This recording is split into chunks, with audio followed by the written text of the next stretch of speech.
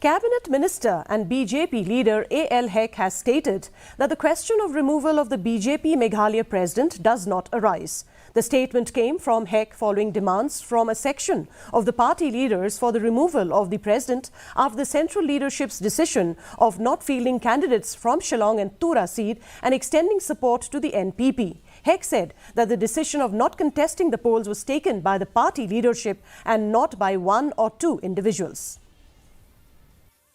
Against the party, then only we can raise these questions. No? I appreciate the Vice President of the BJP and also the sitting MLC. He has done the right thing.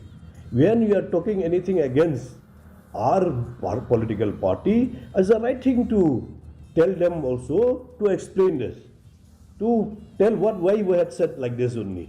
So that is a very right thing, step taken by our state president. Response is positive. What kind of response you are looking for? When we are talking, that it has to be positive response.